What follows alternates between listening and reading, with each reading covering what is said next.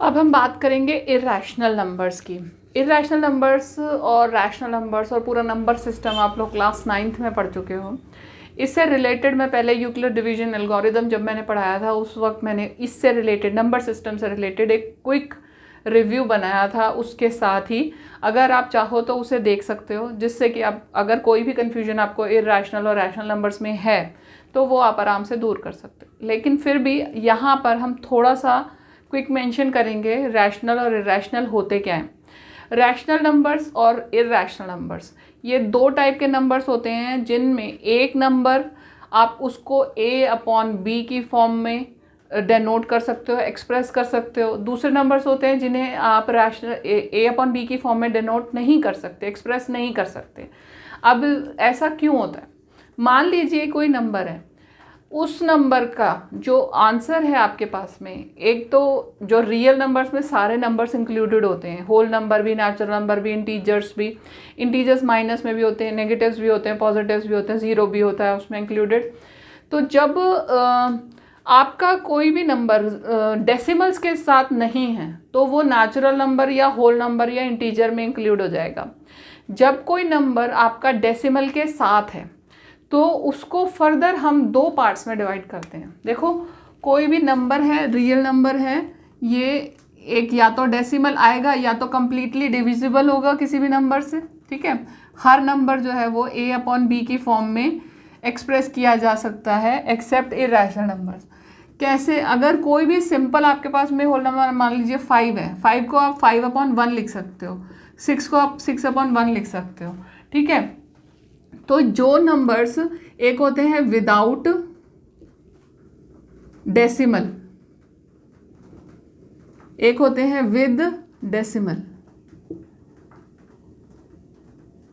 ठीक है, जो विदाउट डेसिमल है उसमें कौन कौन से आते हैं आपके? Natural number, whole number, integers.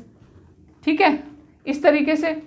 और जो विद डेसिमल होते हैं ये दो और हिस्सों में बढ़ जाते हैं, एक होते हैं रैशनल और एक होते हैं इर्रेशनल।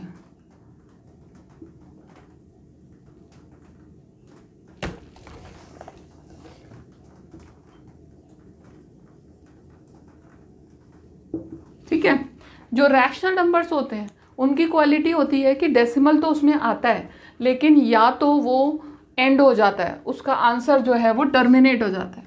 टर्मिनेट मान लो मैंने लिखा 1.23, बस इतना ही आंसर है और आपका जो डिवीजन है वो वहाँ पर एंड हो गई।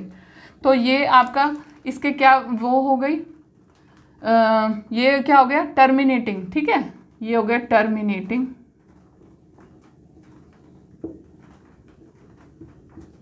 अगर मैं लिखती हूँ इसको 2 3 मतलब आपका जो आंसर है ना वो वही का वही रिपीट होता जा रहा है पर ख़त्म नहीं हो रहा। जो डिवीजन है वो आपकी ख़त्म नहीं हो रही, आंसर आपका बस रिपीट होता जा रहा है। चाहे 2 3 हो रहा है या 2 3 हो रहा है, कोई भी नंबर आपका रिपीट होना स्टार्ट हो गया। एक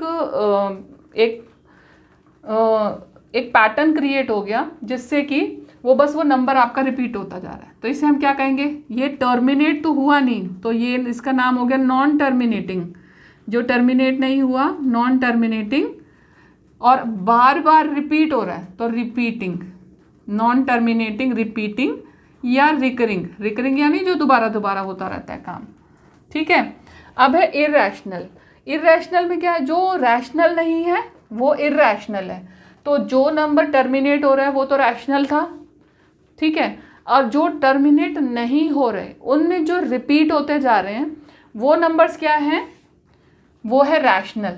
तो हमने यहाँ पे लिखा कि बाकी बचे नंबर कौन से? जो non terminating,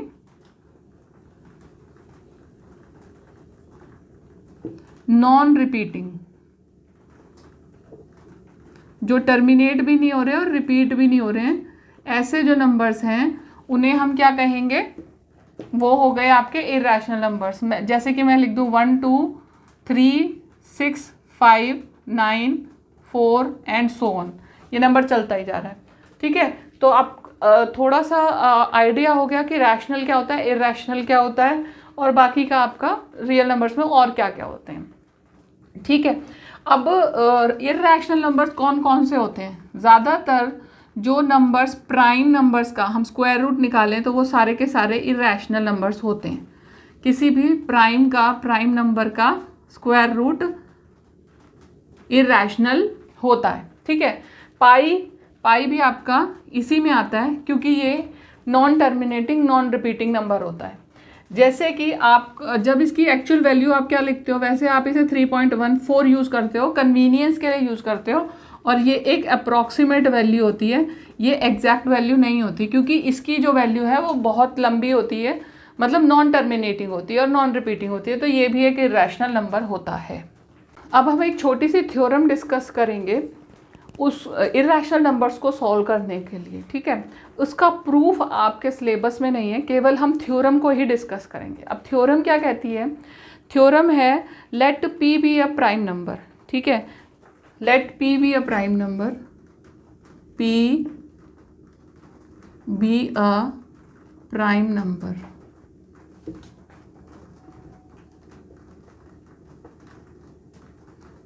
if P divides, P एक प्राइम नंबर है, अगर P डिवाइड करता है a स्क्वायर को, देन इट विल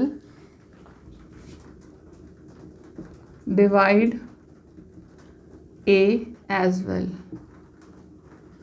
a को भी डिवाइड करेगा वो। P एक प्राइम नंबर है, अगर वो कोई स्क्वायर है उसे डिवाइड करता है, a का स्क्वायर है, a कोई भी इंटीजर हो सकता है, where a is a positive integer, where a is a positive integer, a कोई पॉजिटिव इंटीजर है, a स्क्वायर को अगर p ने डिवाइड किया तो इसके लिए तो हम कंक्लूड करते हैं, इसका कंक्लूजन क्या है कि वो a को भी डिवाइड करेगा ही करेगा, ठीक है।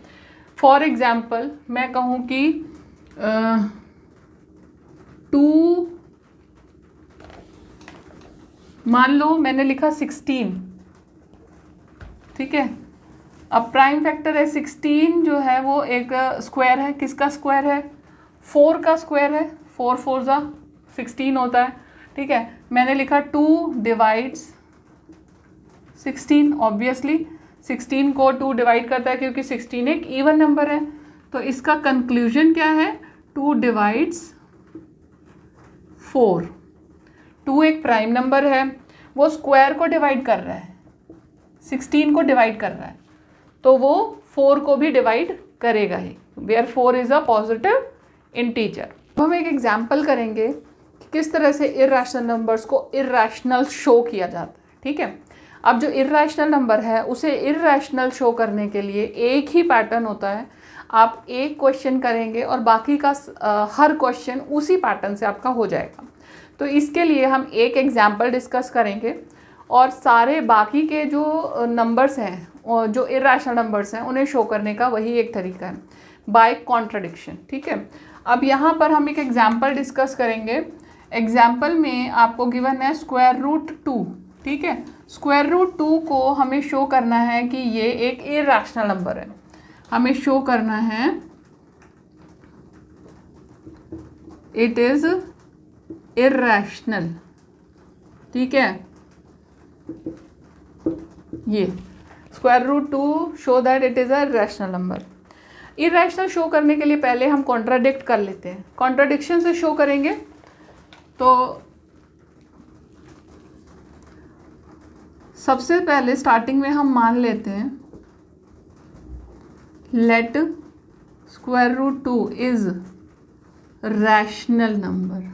अगर वो इरेशनल नहीं होगा तो वो रैशनल होगा, ठीक है। मान लिया हमने कि √2 इज अ रैशनल नंबर। अगर ये रैशनल नंबर है तो कोई ना कोई इंटीजर्स ऐसे प्रेजेंट होंगे कि इसको हम उसकी फॉर्म में कन्वर्ट कर सकते हैं। तो there has to B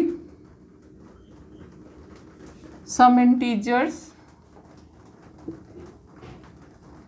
R and S so that we can express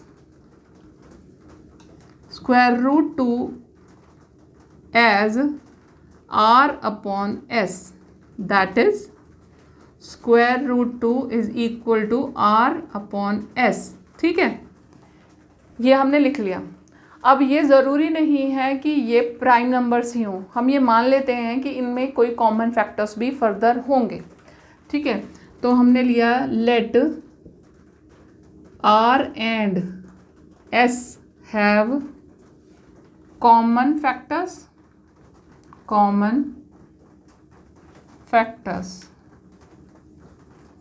so after cancel करके आपको क्या मिला, we get square root 2 is equal to a upon b where a and b are prime numbers. यानी कि r और s के जितने भी फैक्टर्स हैं आपने कैंसिल कर दिए। ठीक है, और आपके पास में ये आ गए प्राइम, को प्राइम का मतलब इनके कॉमन कोई फैक्टर्स नहीं है, ए और बी क्या है, को प्राइम है। ठीक है, तो आप इसको इस तरह से एक्सप्रेस कर सकते हो। आपने ये एक्सप्रेस कर दिया। अब अगर ये ट्रू है तो आप इसको एक और फॉर्म में कन्वर्ट कर सकते हो। We can write square root 2 b is equal to a हो गया। ठीक है, स्क्वायरिंग बोथ साइड्स स्क्वायर कर दिया, स्क्वायरिंग बोथ साइड्स, तो हमें क्या मिलेगा, we get 2b square is equal to a square. ठीक है, ये आ गया 2b square is equal to a square. अब 2 से अगर इसकी इक्वेशन को हम ट्रू मानते हैं तो 2 कैन डिवाइड a स्क्वायर। ठीक है, तो हमने लिखा that means 2 divides a square. अब अगर 2 a स्क्वायर को डिवाइड करता है तो जो हमने स्टार्टिंग में थ्योरम की है, जो हमने ऊपर लिखी हुई है, इसके अकॉर्डिंग 2 a को भी डिवाइड करता है। तो इट इम्प्लाइज 2 डिवाइड्स a, क्योंकि 2 एक प्राइम है। ठीक है, 2 डिवाइड करता है a को, अगर वो a स्क्वायर को डिवाइड करता है तो a को भी डिवाइड करता है। तो वी कैन राइट भाई, अगर 2 जो है वो a को डिवाइड करता है तो कोई ना कोई ऐसा नंबर होगा जिसकी फॉर्म में हम a को लिख सकते हैं। तो हम क्या लिख सकते हैं, a is equal to 2c for some positive integer c, for positive integer c। ठीक है, c कोई और पॉजिटिव इंटीजर है जिसकी फॉर्म में हम a को लिख सकते हैं। अब ये जो वैल्यू है हमारे पास में, इसे हम इसमें पुट कर दें। ठीक है, तो वी गेट क्या मिलेगा हमें, 2b square is equal to a square की जगह हमने 2c रख दिया, तो ये हो गया 4c स्क्वायर। ठीक है, 2 से 2 को कैंसिल कर दिया तो ये कितना हो गया, 2c स्क्वायर आ गया। ये आ गया b square is equal to 2c square.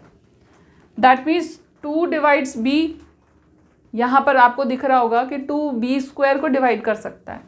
2 divides, it implies 2 divides b square. उससे हमें क्या पता चला कि 2 डिवाइड्स b, क्योंकि यहाँ पर यही लिखा है ना कि a स्क्वायर को अगर डिवाइड करता है तो a को भी डिवाइड करता है। ठीक है, 2 एक प्राइम है तो 2b स्क्वायर को डिवाइड कर रहा है तो b को भी कर रहा है। अब 2a को भी हमने ये कंक्लूड किया कि 2a को भी डिवाइड कर रहा था और 2b को भी डिवाइड कर रहा था। ठीक है, तो इसका मतलब 2 is common factor of a and b, है ना। 2 ने a को भी डिवाइड किया, 2 ने b को भी डिवाइड किया। यहाँ पर हमने निकाला था एक ये और एक ये, 2 नंबर से हमें क्या पता चला कि 2 is a common factor of a and b। ठीक है, ये क्या है, ये एक कॉन्ट्रडिक्शन है। कैसे, जो हमने यहाँ पर अभी एज्यूम किया था a और b क्या है, प्राइम, को प्राइम बताया था हमने, which is a contradiction to our assumption as A and B are co-prime. So our assumption is